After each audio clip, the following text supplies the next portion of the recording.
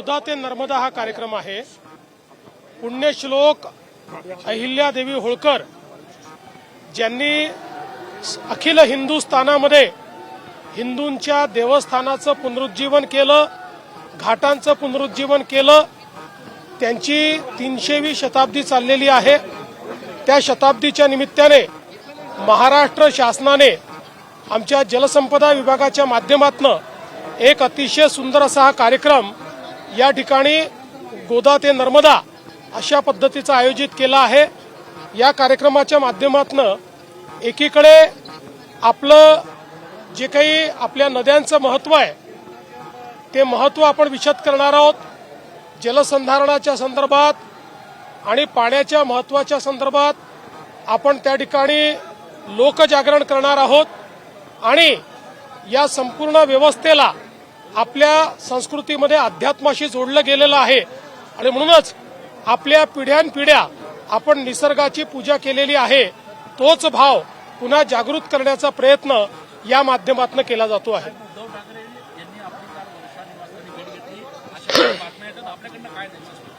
असं आहे, उद्धव ठाकरेंना जर मला भेटायचं असेल किंवा आमची भेट व्हायची असेल तर ती लपून छपून करण्याची आवश्यकता नाहीये, ती ओपनली देखील केली जाऊ शकते। असे कुठलेच विषय आमच्यात नाहीत की जे आता लपवायची त्या ठिकाणी आवश्यकता आहे। अशा प्रकारची कुठली भेट घडलेली नाही।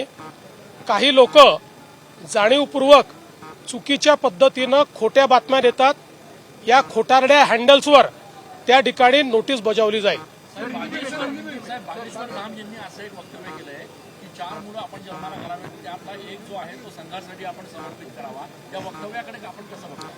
बघा, शेवटी जे काही साधू संत असतात ते त्यांची मतं मांडत असतात आणि मला असं वाटतं की त्याला नीट कॉन्टेक्स्टमध्ये घेतलं पाहिजे। मुळात त्यांचा म्हणण्याचा उद्देश असा होता की संघ एक अशी संघटना आहे की जिने हिंदू संस्कृतीला, सनातन संस्कृतीला त्या ठिकाणी जिवंत ठेवलाय, नवचैतन्य दिलाय। त्यामुळे आपल्या घरचा एक मुलगा हा त्या संघामध्ये असावा। बागेश्वर धाम यांनी शिवाजी महाराजांनी रामदास स्वामींची भेट घेतली, पगडी काढून ठेवली, अशा प्रकारचं विधान केलं, त्यामुळे टीका होती। इतिहासामध्ये अशा प्रकारचा कुठलाच दाखला आपल्याला पाहायला मिळत नाही।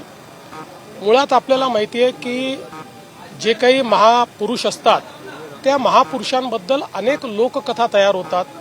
वेगवेगळ्या राज्यांमध्ये वेगवेगळ्या प्रकारच्या लोककथा असतात। आपल्याला माहिती आहे रामायण आणि महाभारताच्या संदर्भातही अनेक लोककथा आहेत।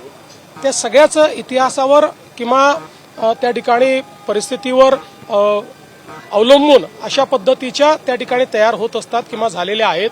म्हणून मला असं वाटतं की मी याच्यावर एवढंच म्हणेन, जो इतिहास आपण शिकलेलो आहे तशा इतिहासामध्ये किंवा आपल्या इथे जे काही ग्रंथ उपलब्ध आहेत त्याच्यामध्ये अशा प्रकारचा कुठलाही दाखला नाही। आमदार संजय गायकवाड यांनी एका पुस्तकावर आक्षेप घेतला होता, पुस्तकाच्या मथळ्यावर, आणि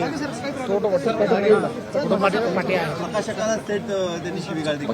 हे असं आहे की एक तर गोष्टी समजून घेतल्या पाहिजेत, त्या समजून न घेता आपण जेव्हा आकांड तांडव करतो त्यावेळेस ते योग्य होत नाही।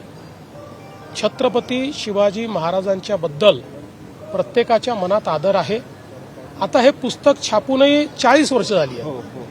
आता 40 वर्षानंतर अशा पद्धतीनं एखादा इश्यू तयार करणं हे कितपत योग्य आहे याचा विचार केला पाहिजे आणि विशेषतः अशा पद्धतीनं शिवराळ भाषा वापरणं हे काही मला योग्य वाटत नाही। मला असं वाटतं की निश्चितपणे माननीय उपमुख्यमंत्री एकनाथरावजी शिंदे साहेब त्यांना योग्य ती समज देतील।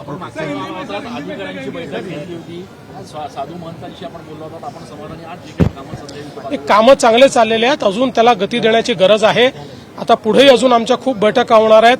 विशेषतः आता पुढच्या काळामध्ये लवकरच आम्ही आखाडा परिषदेसोबत आखाड्याचे जे आमचे सगळे इथले आखाडे आहेत त्याचे सगळे आमचे जे महंत आहेत त्यांच्यासोबत देखील एक बैठक घेणार आहोत।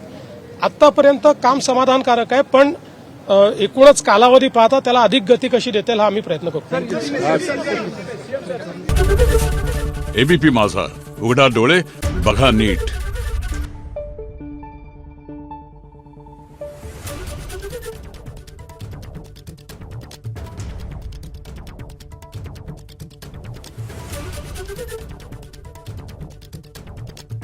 आहे